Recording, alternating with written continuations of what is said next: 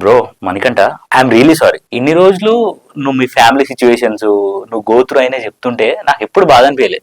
But పాపం అనిపించింది, బాధ అనిపించలే. కానీ ఫర్ ద ఫస్ట్ టైం నువ్వు ఇలా ఇలా పట్టుకొని ఇలా విగ్గు తీసావు చూడు, అప్పుడు బాధ అయింది బ్రో.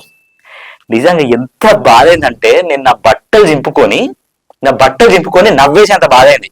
ఆ షర్ట్ అక్కడ ఇప్పిగో ఈ టీ షర్ట్ వేసుకొని వచ్చి ఇప్పుడు ఈ వీడియో చేస్తున్నా. Okay, it's okay. సాటి మగాడిగా నేను ఈ బాధ అర్థం చేసుకోగలుగుతా.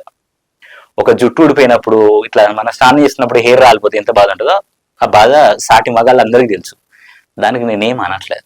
సో దయచేసి నువ్వు ఏడ్చి మమ్మల్ని ఏడిపించి మాకు స్ట్రెస్ తెప్పించి మా జుట్టు రాలిపెట్టాడు చేయకు. మళ్ళీ నువ్వు రేపటి నుంచి ఈ బట్టకు కూడా ఇంకో సింపతి గెయిన్ చేసుకోవాలని చెప్పేసి ఈ బట్ట కూడా పాస్ట్ ఉందని చెప్పి మళ్ళీ ఆ డ్రామాలు చేయకు. We are sorry. మీకు పాస్ట్ ఉంది, మీరు బాధపడుతున్నారు, మీకు చాలా ప్రాబ్లమ్స్ ఉన్నాయి. మీరంతా గోత్రు అయ్యి ఇక్కడ దాకా వచ్చిళ్ళు. స్ట్రాంగ్ ఉండి మీరు దాన్ని గేమ్లో ఒక ప్లాన్గా స్ట్రాంగ్ మైండ్ సెట్తో ఆడాలి. మీరేం చేస్తున్నారు? నా లైఫ్ అంతా ఏడుపుతోనే గడుచుకుంది, నా లైఫ్ అంతా ఏడుపుతోనే గడిచింది, నా లైఫ్లో ఆనందాలే లేవు, నేను పెరిగిన సాయిల్ అలాంటిది. ఇదంతా ఎవరి కోసం చెప్తున్నారు మీరు?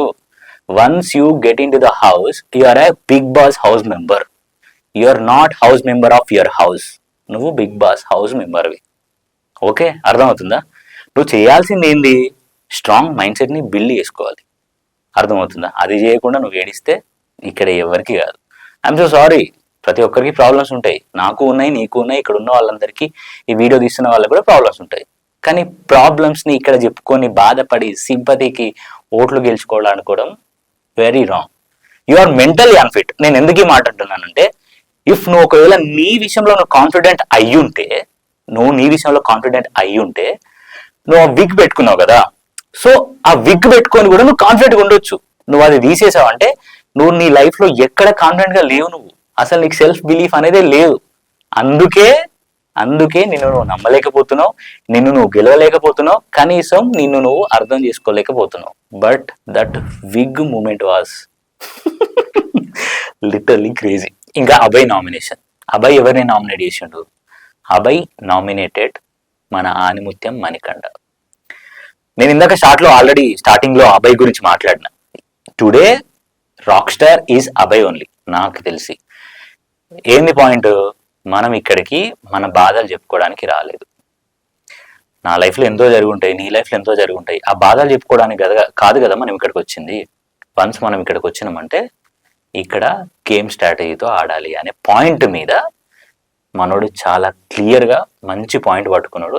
ఇవాళ ఓవరాల్ హౌస్ మేట్స్లో ఒక పాయింట్తో మాట్లాడిన వ్యక్తి ఎవరైనా ఉన్నారు, కంటెస్టెంట్ ఎవరైనా ఉన్నారంటే అది ఖచ్చితంగా మన సిద్దిపేట అభయ్ నవీన్ అనమాట. దానికి మణికంఠ ఇచ్చిన ఎక్స్ప్లెనేషన్ నేను చెప్తా. నేను పెరిగిన లైఫ్ అలాంటిది, నేను చూసిన జీవితం అలాంటిది, నేను అడవిలో ఆకులు తిన్నా, దాహం అయితే నీళ్లు లేకపోతే కన్నీళ్లు తాగినా. ఎవరి కోసం అయ్యా సామి? ప్రతిసారి నిన్ను నామినేట్ చేయొద్దా? అంటే నిన్ను నామినేట్ చేయకుండా అసలు ఎవ్వరు నిన్ను గెలకుండా నేను అక్కడ కూర్చోబెట్టి నిన్ను బిగ్ బాస్ హౌస్లో సస్టైన్ చేపిస్తే మేబీ నువ్వు హ్యాపీ ఫీల్ అవుతావేమో నాకు అనిపిస్తుంది. అరే ప్రతిసారి ఏడ్చినావు, నువ్వు నీ లైఫ్లో బాధపడ్డావు. ఎందుకు ప్రతిసారి పుండు మీద పుండు, దెబ్బ మీద దెబ్బ కొట్టి కొట్టి కొట్టి చంపుతున్నావు? నీకు బాధ అవుతుందని చెప్పడం, నువ్వు చెప్పినప్పుడు మాకు సింపతి రావాలి. మాకు సింపతి రాట్లే. నువ్వు చెప్పే విషయాలకి మాకు కసి పెరుగుతుంది. ఎలాంటి కసి అంటే, ఒకవేళ నిన్ను ఇప్పుడే బయటికి తీసుకొచ్చే ఛాన్స్ ఆడియన్స్కి మాకు ఉంటే నిన్ను వెంటనే బయటికి తీసుకురావాలనేంత కసి పెరుగుతుంది. వద్దు సామి, నువ్వు ఏడవకు. ఏడ్చి మమ్మల్ని ఏడిపియకు.